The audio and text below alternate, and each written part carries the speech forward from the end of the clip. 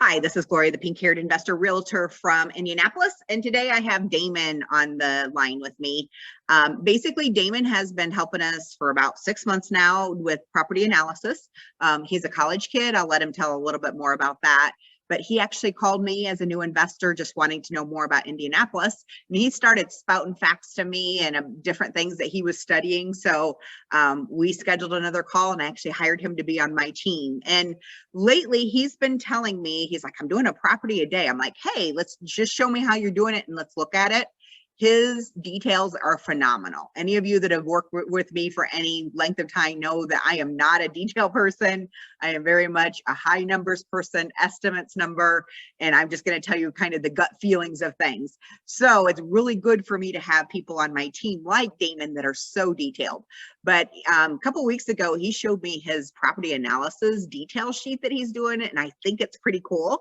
So we're going to start doing a few of these series on some of our podcasts where Damon is actually going to go through some of them and show us how he does it. And I think it's really going to resound with a lot of you investors and just show us that how our team can help you. But then too, you might be able to make a connection with Damon and help each other out. And that's kind of the goal, that it's a win-win for everybody. So Damon, go ahead and tell us a little bit about you and kind of what your goals are. And then let's dive into this property analysis then. Awesome. So my name is Damon. I am 20 years old. I'm a college student, like Gloria said. I attend the University of Wisconsin-Whitewater. I'm an IT analyst major with an emphasis in data analytics. I graduate next year in the spring, so I'll be moving to Indianapolis after that to grow my real estate portfolio. And yeah, like Gloria said, we got in contact for Bigger Pockets. I was looking for a market to begin investing in. And I saw her content, and we kind of got on a call and discussed a few things about the market. And she hired me, like she said, full-time as her data analyst and social media online marketer. So today we're going to do like a quick summary of how to properly analyze a rental property, because that's the number one skill as a real estate investor, knowing how to run the numbers. So I'm going to share my screen here. All right. Gloria, can they see the property? Yep, we can. All right, so this property we chose off the MLS. As you know, you can find deals on and off market. But so this is 3463 Donald Avenue. So I'm gonna show you guys how I run the numbers to get the cash on cash return, and then how I get the overall return. And then me and Gloria are just gonna have a discussion about the property. And then we're gonna talk to you guys about analysis paralysis. So this is a 3463 Donald Avenue in Indianapolis. It's a single family, 3 bedrooms, 1 bathroom, 925 square feet. So what Damon's doing is he's doing it how a consumer would do it. So this is kind of how he does it. So he's just on realtor.com, which again, we can get you other resources, but this is just something that you as an investor can do. So go ahead and, well, let's see, maybe go over that later of what your kind of analysis is, what your parameters are for what you analyze. So real quick, let's look at the condition of the property. Okay. Just to see how much we have for repairs if needed in terms of cosmetics. So it appears that the property was half renovated, which means that they started a renovation, but they didn't finish it. I'm not sure if they ran out of money or anything, but it looks like you're going to have, I think we agreed, Gloria, about $5,000 left. And then you said that 5 to 8,000, I think, in construction. 5 to 8,000 for sure. And then, so I'm going to run the numbers. This is my spreadsheet. It's great detail. I'm going to break down how that works. And then I also take these numbers and put it in a CDS rental calculator to get the amortization and the principal pay down. So let's say we're going to just accept the list price, because in this market, like you said, Gloria, no, the sellers aren't taking anything under list, right? That's right. All right, so it's 124,900. I'm gonna pretend that, let's say that I'm gonna move in this property with a 3% down payment, and I'm gonna house hack the bedrooms for a year, and then I'm gonna move out of it after 12 months and then rent it as a traditional rental with the property manager. So Damon's running it how he would do it. So his plan is to move to Indianapolis and house hack. So again, you would put in your own numbers in this calculation. For sure. So we got 124,900 for the home price. We got 3%, which is 37. $3,700 for the down payment. 30-year, let's say interest rates are at 3.1%. That's going to depend on your mortgage and your lender. Let's say home insurance is $25 a month. Property taxes, the MLS will give you what they think it is. But if you go to indy.gov, I can show you how to properly get your property taxes or get the actual property taxes. So I copy and paste the address. I go to indy.gov, pay your taxes, and I actually can get the information from the actual owner of the property and what they're paying in property taxes. So this is something we as a team can find for you pretty quickly, because on the other side, we literally click a button and it goes to this website. But this is an awesome website for you to see exactly what the property taxes are on the property. And I actually use this one a lot as well as the other resources I have. Yeah, you don't want to put the entire address in because it doesn't pick it up. But usually just the numbers and then the first name of the address. It seems to be going a little slow. MLS had it. I was going to say, go back there, and sometimes you can find on realtor.com. There you go. So like sometimes you can find that parcel number and it'll go a little bit faster as well too. Right. So we got the parcel number of the property from the state and the city, and then we got the actual owner, Elaine McGill. So you can click on that, click select. Then you're going to get the actual property taxes record, the bill that the actual owner of the property today got. So you got the spring amount, the fall amount, and then correct me if I'm wrong, Gloria, but we're actually taking the summary of your taxes in table 1, correct? Correct. Okay. So it shows that you said what? Go ahead. I was going to say, if there's any exemptions, then that'll come off later on down. So if you go back up to the middle to table 2, you see the property tax cap is 1%, 2% depending on the property type. Okay. Mm-hmm. Yeah. So right now you can see that it's 52,000 and it's 1,045. So she's at that 2%, which that means there's not a homestead exemption on there, which is what you as an investor would be. You would be at that 2% rate.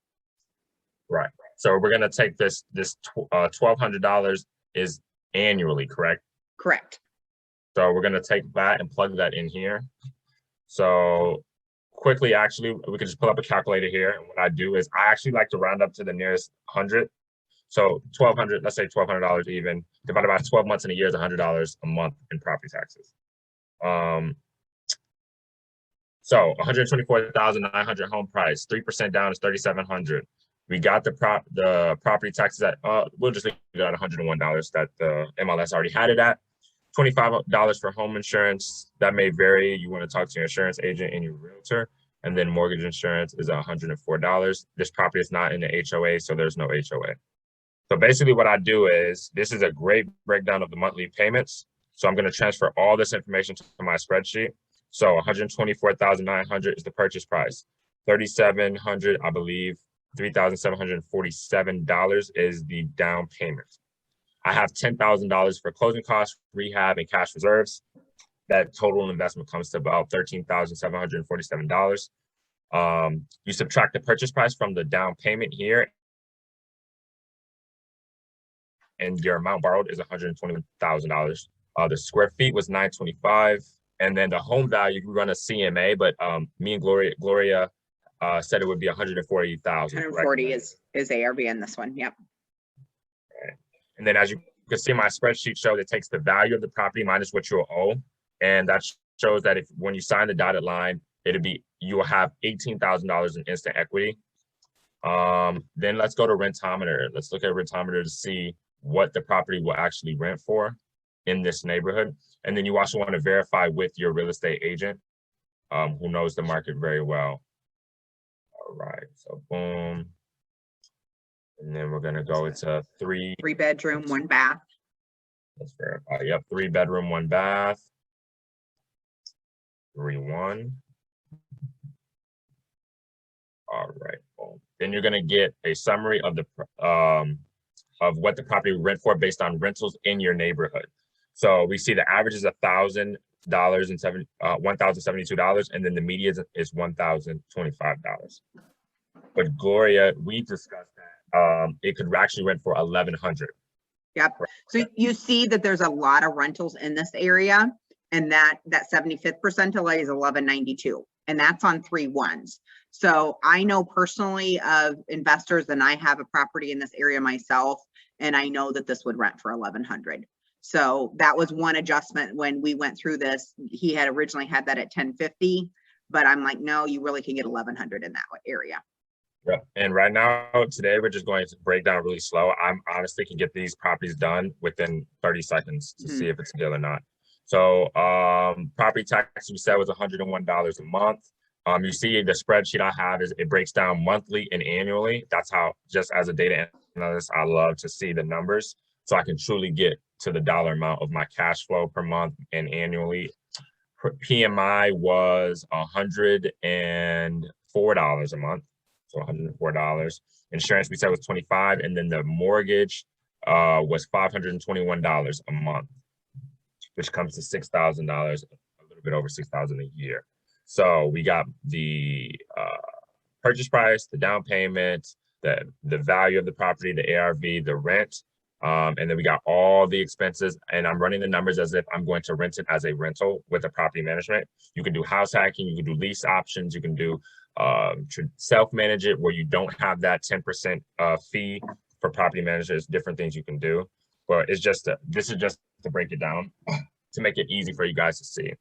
So like we talked about, like you talked about property management, and he and I talked to also on this maintenance and CapEx, depending what you do. If you're putting that 10,000 up front in it, you may be able to get that maintenance and CapEx lower. If you're buying it as is and not doing a lot up front, you might want that maintenance and CapEx to be a little bit higher. So again, those are things you can adjust. I feel like these are pretty good averages that he has in here. Right. All right. So if we look down at the bottom, we see we got 1,100 in rents. We got our expenses total come to $1,026. Our monthly mortgage comes to $521. Our monthly cash flow is projected to be $74 a month, $888 a year, which gives us a cash on cash return of a 6.46%. But let's say, so that's what it is if we hire a property manager to manage the property. Let's say you choose to self-manage your property, which is not hard. You just need to have systems and processes in place. Gloria, you self-manage most of your rentals, correct? Correct. I do my own. And I started with a software program called cozy.com, which has now been integrated into apartments.com. So they do all my screening, which is a big part of property management, is screening those tenants and making sure they're good. So apartments.com is what I use for that.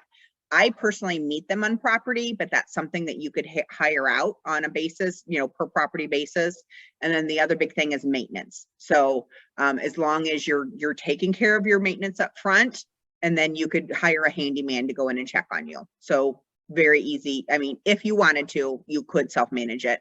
A little bit harder to do out of state, but it is doable. For sure. So this is the numbers, the breakdown: $74 a month, $888 a year, and 6.46% if you hire a property manager. Now let's take out the property manager and say you're going to self-manage it. Now you're getting $1,100 in income. Your expenses are $916. $521 for mortgage stays the same, but now your monthly cash flow every single month is $184 a month.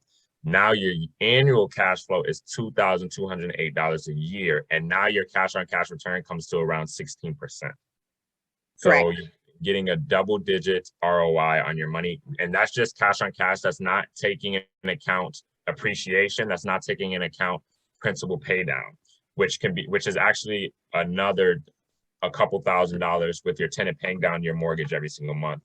And there's apps that you can download to put all this information in, and they'll give you your amortization. So then you'll get your cash on cash return and your principal pay down combined together. So I believe when I put these numbers in my CDS rental calculator to get the principal pay down, I was getting over a 30% annual ROI with just my cash on cash and principal pay down, not including appreciation.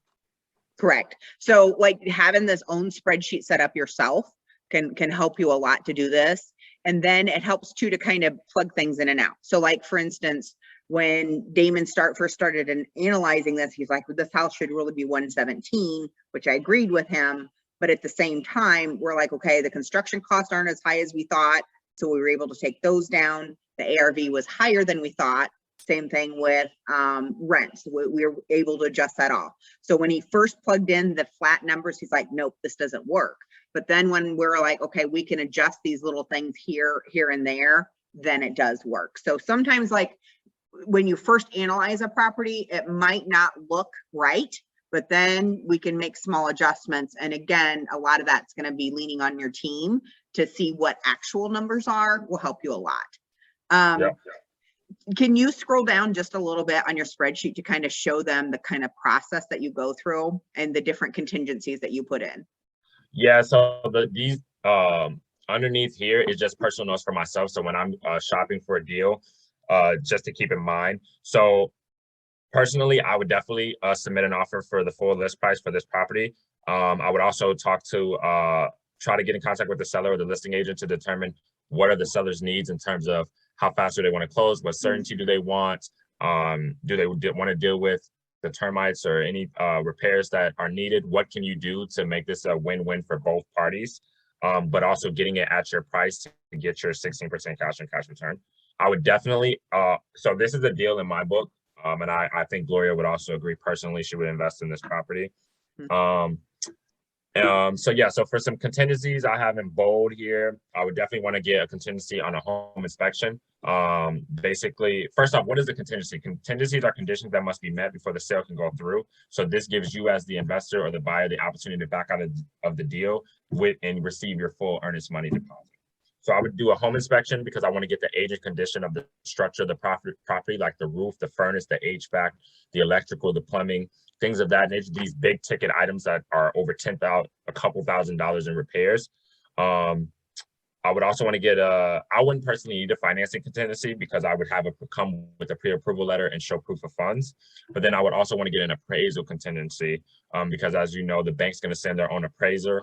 So, and they're more conservative. So we agree that it's worth 140,000, but they may come in and say the property's only worth 135 or 130,000. So I would want to get an appraisal contingency as well. Then I just have some due diligence notes and then my criteria here in terms of what I look for in a property. But everyone's different. You want to, have your criteria. You want to be clear with your criteria. So when you go to your real estate agent like Gloria, she can find and send you properties that meet your criteria. If your criteria are very vague, it's going to be hard for her to find you exactly the properties that you're looking for. So like, let's just say, for instance, when you go into realtor.com and you set up your criteria, I know you're looking at 80,000 to 150,000, correct? Yeah.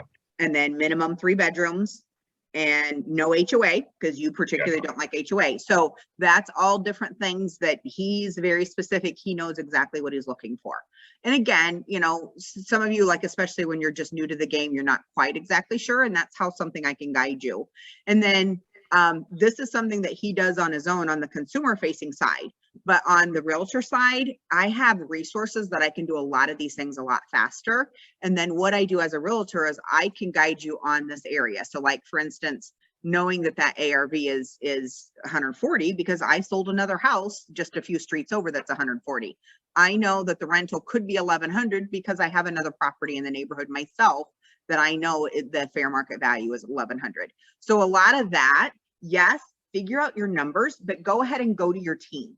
And again, not just a realtor, but your contractor. So you know exactly what your construction costs are going to be. Go to your property managers because they know even better than I do what that area really is going to rent for. So yes, figure out all these details, have your criteria. And I just like it so much that Damon is a year out from investing because he knows he has to finish college first. He's doing the practice of doing this every single day, which I think is great. And then this kind of also helps you with the Gear Group team that that this is a guy that's in the background analyzing deals for you. So when we send out those hot properties, this is the amount of analysis that we do behind the scenes for you. So, and so it's just great to know that we're doing a lot of this for you. Yes, you need to do your own research, but call us. Let us help you with that. That's something that we can do, and we love educating people like you. So any last thoughts on this, Damon, or anything else that you would suggest to new investors? Yeah, we wanted to talk about analysis paralysis. So I know a lot of your investors are Gloria or any realtor are sending you deals and you guys are like, kind of hesitant to submit an offer. But I just wanted to say you're not going to get any deals if you don't submit any offers. Right. And I also wanted to say that the first few deals are simply just building momentum and building confidence. You're not going to build wealth from your first few deals. Usually investors, the top investors, they started off and built momentums, they learned and they gained experience, and then they grew their portfolio. A lot of them today don't even have their first few deals, they sold them. But those first few deals are just about building momentum and confidence to get you in the game. So you don't need to have a 16% return on your money on your first deal. You know, a 10% is fine. Anything, it's just about getting started. As long as you're investing in a property that's cash flowing, and that it's all about a learning experience. So I would say, don't get so caught up in the details of the property, and understand that you're just building momentum for your first few deals. So be learning based, honestly. Yeah. So just get in there and you do your research. And I mean, Damon listens to podcasts every day. He's in several mastermind classes that he does. He's got several mentors. So again, learning, but then when you get down to it, you got to jump at some point. So just start putting the deals out there. All of you know this market is so hard right now.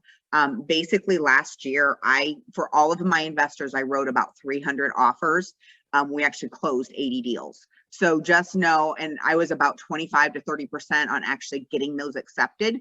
So just kind of realize those numbers in this market right now. You may have to write 4 to 8 offers before you actually win one. So like you said, you're not going to get any deals unless you put an offer out there. So start putting offers out there, and then eventually you're going to get one, and we'll work through it with you and hopefully make you a good deal and start you on your journey to wealth building. Right. So thanks so much for joining us today. We're going to do some more of these. We're going to analyze more properties, and I really hope that it's a help for you. Have a great day.